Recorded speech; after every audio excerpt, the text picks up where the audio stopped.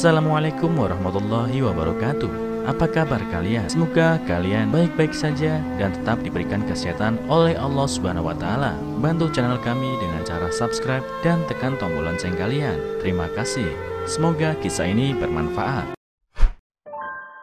Namaku Diana, dan aku ingin bercerita tentang ibuku yang sangat aku sayangi dan kagumi.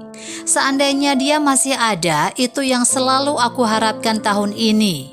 Ternyata ibuku memang sungguh luar biasa.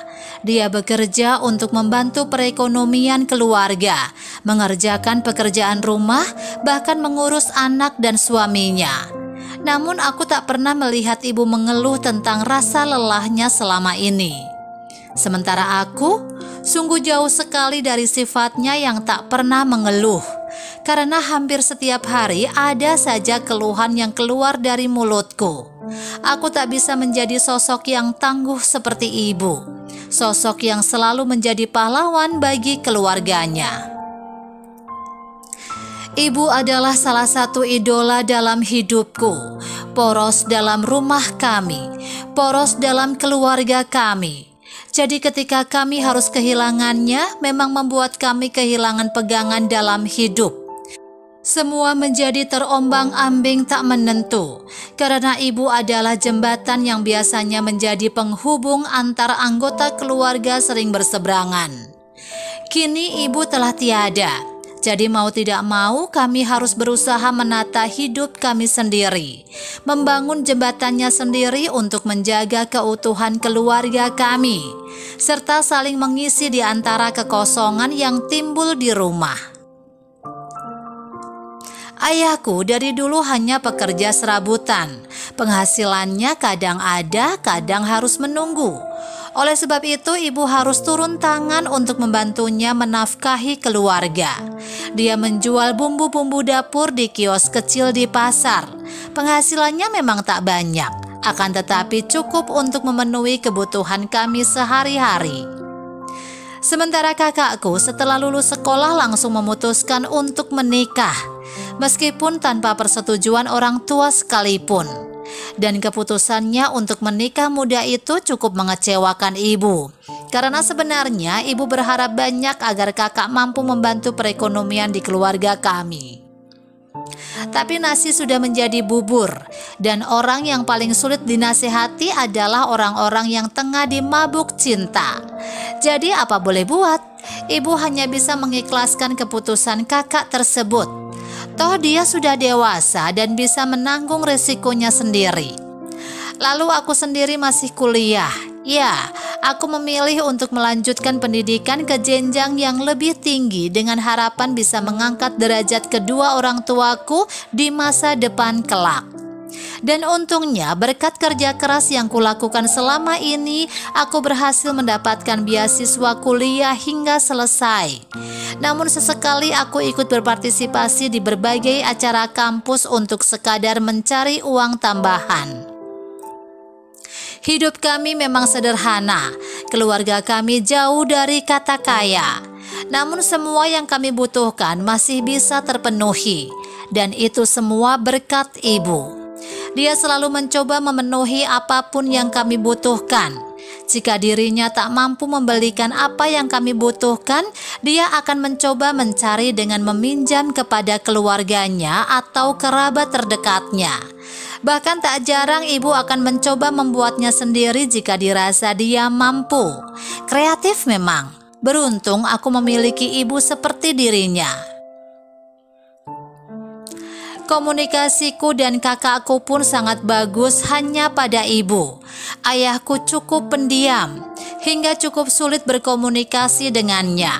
Bahkan tak jarang kami mengobrol dan berakhir dengan saling diam karena kehabisan topik obrolan. Namun berkat ibu sebagai poros dari kami semua, kami tetap mampu berkomunikasi selayaknya keluarga normal. Obrolan di meja makan adalah salah satu hal yang menyenangkan di rumah kami. Menyantap masakan ibu yang super enak sambil membahas banyak hal yang kami alami hari itu. Disinilah momen keluarga kami terasa hidup, seperti keluarga cemara. Ibu juga jadi tempat curhatnya kami para anggota keluarga. Walaupun kakakku perempuan, aku tetap jauh lebih nyaman untuk curhat dengan ibu. Karena ibu akan selalu mendengarkan apapun yang aku ceritakan dan apapun yang aku rasakan, tanpa sedikit pun menggurui. Dia akan selalu menjadi pendengar terbaik dalam hidupku. Akan tetapi beberapa tahun lalu ibu pergi menghadap Sang Pencipta. Aku masih mengingat jelas bagaimana hari itu berlalu. Hari di mana ibu harus pergi meninggalkan kami semua. Saat itu aku sedang menyantap makan siangku bersama kakak angkatku di kafe depan rumah sakit. Sedari pagi aku belum juga makan dikarenakan harus menjaga ibu.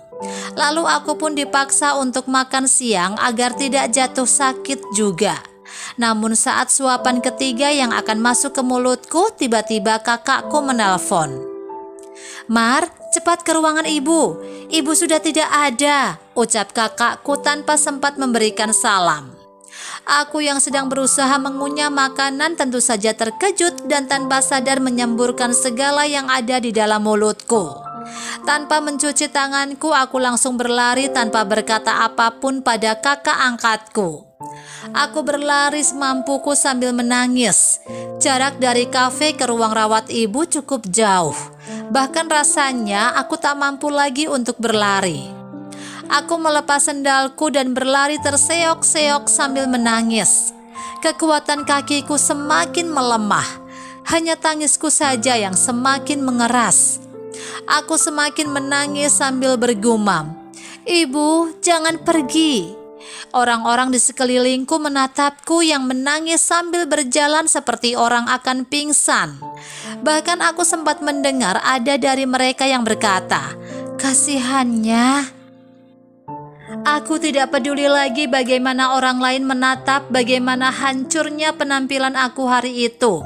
Karena memang benar, aku hancur.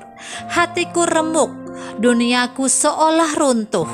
Aku kehilangan porosku, aku kehilangan soulmate-ku, aku kehilangan orang yang paling aku sayangi.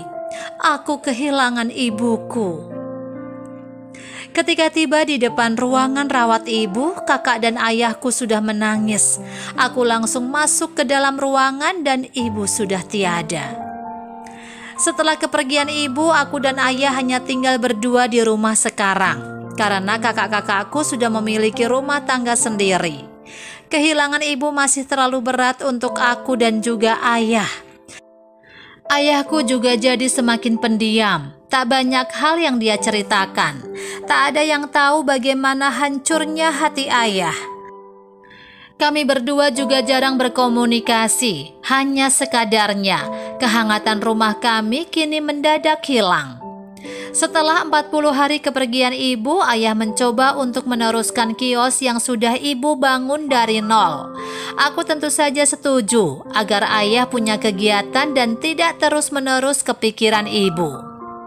Namun sekitar setahun kemudian kami memutuskan agar ayah berada di rumah saja dan aku yang mengambil alih kios. Kami ingin ayah menghabiskan banyak waktu untuk beristirahat, bermain dengan cucu-cucunya dan melakukan hal-hal yang ia senangi, seperti memancing, bermain catur, dan berkebun. Dan inilah akulah yang kini meneruskan perjuangan ibu. Aku harus bekerja mencari uang untuk memenuhi kebutuhan kami sehari-hari. Aku yang harus melakukan semua pekerjaan di rumah, dan ternyata itu cukup berat untukku. Aku cukup kelelahan untuk semua aktivitas yang aku jalani sekarang. Ternyata aku tak sekuat dan setegar ibu. Bahkan komunikasiku dengan anggota keluarga yang lain sangat buruk tanpa ibu. Tak hanya sekali dua kali aku merasa terpuruk bahkan depresi. Aku hampir mengeluh kelelahan setiap hari. Aku stres karena harus memendam semuanya sendiri. Aku tak menyangka akan seberat ini kehilangan ibu. Aku tak menyangka akan menghadapi begitu banyak rintangan setelah kepergian ibu. Mungkin saat ibu masih ada, aku terlalu manja sehingga sekarang dituntut mandiri secara paksa rasanya cukup sulit. Tapi bukankah Tuhan tidak memberikan cobaan melebihi kemampuan umat-Nya?